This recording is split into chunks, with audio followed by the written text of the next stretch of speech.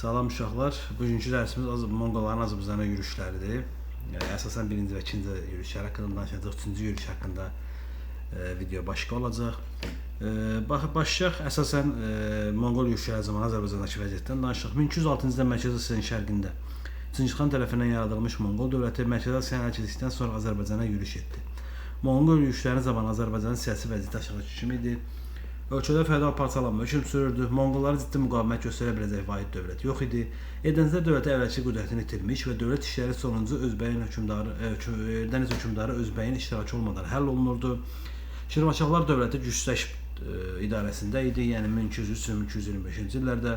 Marağada Axsumqirlər nəslinə davamçısı olan Rəvanlər nəslinin davamçısı olan Axsumqirlər sülaləsi hakimiyyətdə idi. Daha sonra Monqolların qısa məlumat veriləcək burada birinci, ikinci və üçüncü yürüşlər haqqında.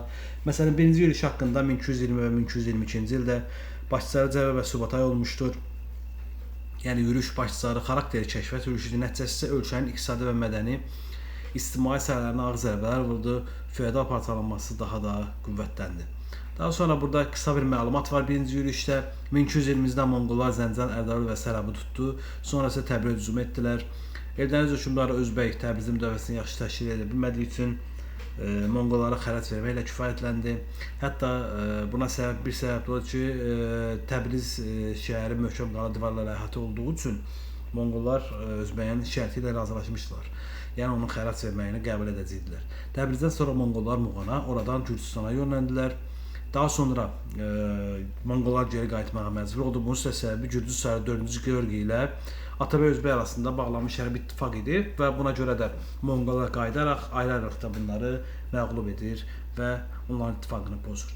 İkinci yürüşə baxsaq isə ikinci yürüş başçısı Cormoğun Noyan Qoyunboy qoşun başçısına deyilirdi.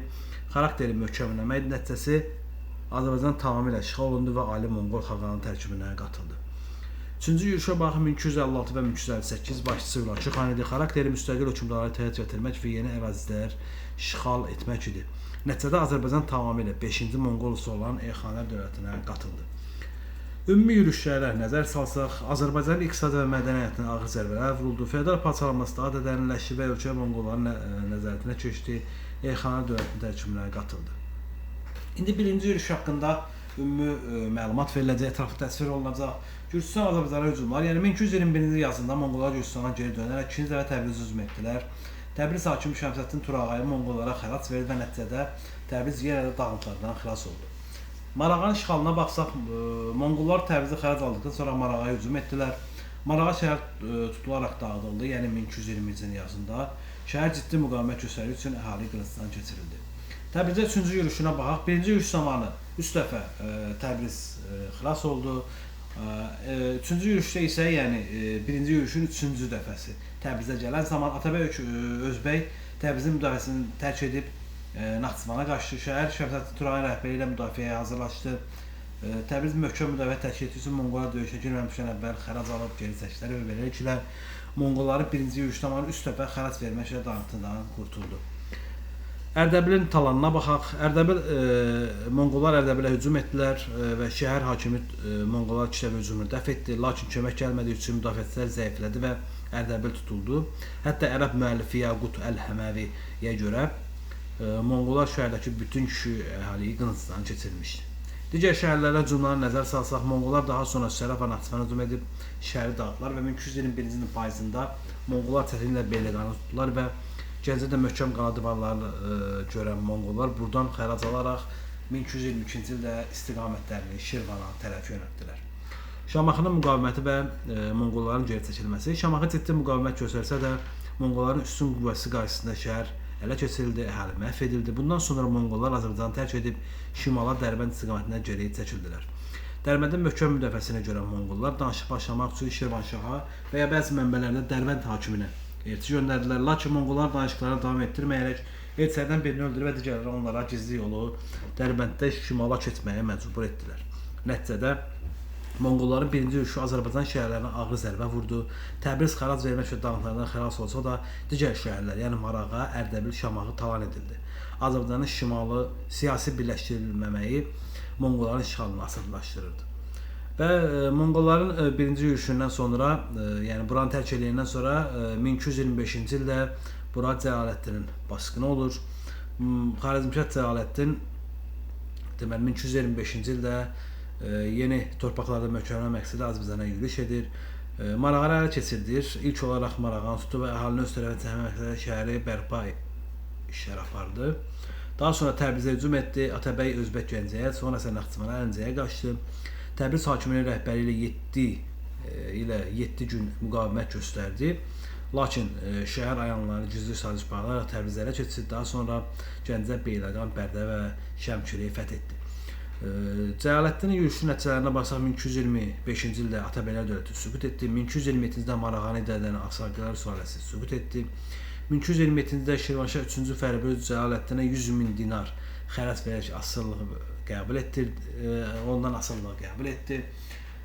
Daha sonra Cəlaləddin hakimiyyəti dövründə Azərbaycana baxaq. Gəncə şəhəri özünün əsas iqamətgahına çevrildi. Azərbaycan idarəsini vəzirlik Şərəf əl-Mülkiyə həvalə etdi. Şərəf əl-Mülki Təbrizdə qanunsuz vergi toplaması şəhərdə üsyana səbəb oldu və üsyanlar Azərbaycanın digər şəhərlərinə, Xoy, Mərənd və Naxçıvana yayıldı. Daha sonra 1231-ci üsyan və Cəlaləddinin süqutuna nəzər salsaq, Cəlaləddin dövlətinin 1231-ci ildə Gəncədə Bəndərin başçılığı ilə, yəni Bəndər adlı sənətkarın başçılığı üsyan baş verdi. Üsyan xalq hərəkatının ən yüksək zirvəsi oldu. Cəlaləddin üsyanı çətin hissəyə yatırsa da bu hadisələr onun dövlətin möhkəm əsasa malik olmadığını göstərdi. Azərbaycanın Monqolların növbəti hücumuna qarşı zəif siyasət saldı. Cəlaləddin qısa müddətdə hakimiyyəti Azərbaycanda siyasi qeyri-sabitliyi artırdı. Monqolların ikinci yürüşü üçün şərait yaratdı və ölkə tamamilə Monqol işğalı altına düşəcəkdi bundan sonra. Daha sonra Monqolların ikinci yürüşünə nəzər salaq biz də. Deməli, ikinci yürüşün başlanğıcı 1231-ci ildə Monqollar Rey və Həmədan şəhərlərini tutduqdan sonra Azərbaycana ikinci yürüşə başladılar. Yürüşə Cormuğun Noyan başçılığı ilə baş verildi və məqsəd möhkəmlənmə idi. Azərbaycan müqavimət göstərə biləcək vahid dövlət olmadığı üçün Monqollar asanlıqla irəliləyirdilər. Şəhərlərin işğalına baxaq 1231-ci ildə Marağa və Təbrizi tutdu. Təbrizin dövlətçisi Şəmsəddin Turağayın ölümü səbəbilə şəhər müqavimətsiz təslim oldu və Monqollar bir çox sənətkarı əsir alaraq qara qoruma göndərdilər. 1235-ci ildə Gəncə şəhəri işğal edildi və dağıldı və dövləti xaraba vəziyyətdə qaldı. Daha sonra Şəmkir, Tovuz, Bərdə, Beyləqan, Şabran, Şamaxı və Bakı Monqolların əlinə keçdi və 1239-cu ildə Dərbəndin işğalı ilə bütün Azərbaycan Monqolların nəzarətinə keçdi. Monqolların ikinci yürüşü zamanı bütün Cənubi Qafqaz, o cümlədən Azərbaycan, Ali Monqol xaqanının tərkibinə qatıldı. İndi Azərbaycan Ali Monqol xaqanının dövrünə baxaq, 39 və 56-cı illərdə. Ölkə Ali Monqol xaqanının canişinləri tərəfindən idarə olunurdu. Yerli feodallar Monqollara xərc və qiymətli hədiyyələr verirdi. Xaqanlığın tacqoyma mərasimində iştirak edirdilər. Yeni hökmdar sertifikatı öz malikanələri idarə etmək üçün ondan yarlıq, yəni xüsusi icazə alırdılar. Arğun ağanın siyasəti yerli feodalların Monqollar əyanlarına tabe olmasını gücləndirmək idi.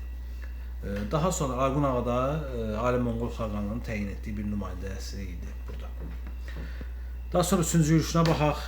Yürüşün səbəbləri bunlar idi. Ali Monqol xaqanı Münki xaqan qardaşı Hülakü xanı aşağıdakı məqsədlərə Qafqaza, yəni yaxın şərqə göndərmişdi. Müstəqil hökmdarlara təhdid gətirmək və yeni əraziləri işğal etmək. Əsas hadisələr oldu. 1256-cı ildə Azərbaycan tamamilə işğal edildi, Elxani dövlətinin tərkibinə qatıldı. 1258-də Bağdad tutuldu, Abbasilər xilafəti süqut etdi. Xəlifənin xəzinəsi Monqolların əlinə keçdi. Hülakü xanın dövründə, yəni hakimiyyəti dövründə Amudəriyadan Aralıq dənizinə, Qafqaz dağlarına isə İran körfəzinə qədər ərazi genişləndi. 5-ci Monqol üsulu yarandı və Monqolun 3-cü yürüşü nəticəsində Monqolların Azərbaycan ərazisi tamamilə Elxani dövlətinin tərkibinə qatıldı. İndi siyasi və iqtisadi və mədəni hadisələrə baxaq. Azərbaycanın Monqol imperiyasının tərkibinə daxil oldu və yerli dövlətlər süqut etdi. İqtisadiyyata baxsaq, şəhərlər dağıldı, ticarət zəiflədi və ağır vergilər tətbiq edildi. Mədəniyyət baxsaq, mədəniyyət irsə böyük üsyan dəydi, lakin sonralar Elxani dövründə bəzi bərpa işləri aparıldı. Ümumiyyətlə, Azərbaycanın iqtisadi mədəni həyatına təsiri Monqol yürüşləri bunlar idi ki, kənd təsərrüfatı sahələri, bağlar dağıdıldı, otuqlarına çevrildi. Süni və süvərmə sistemlərinin irriqasiya qurğuları məhv edildi və sənətkarların çoxu qarqolma aparıldı. Qalanın isə qulaq çevrilərək inşaat işlərinə silah hazırlanmasına cəlb edildi. Dərsimiz bu qədərdir Monqol yürüşləri. Əsasən 1 və 2-dən burada bəhs olunur. 3-cü yürüş və Hülakü dövləti haqqında növbəti videoda olacaq. Burada əsas biz nəyə baxacağıq? Yəni bu xəritədə görünür Monqolların hücum istiqamətləri. Yəni belə deyək, yəni bu istiqamətdə və bu istiqamətdən başlayaraq Azərbaycanın hər bir ərazisinə hücum olub. Yəni burada oxlarla da göstəriblər, Şamaxı olsun və ya Gəncə şəhəri olsun və ya Təbriz olsun, Marağa olsun. Yəni bu ərazilərə dəfələrlə hücum olunub. Ərdəbil olsun. Yəni bunların hamısı xəritədə baxıb siz daha aydın başa düşə bilərsiniz. Ümidvaram ki, dərs sizin üçün faydalı olar. Hər kəsə uğurlar arzulayıram.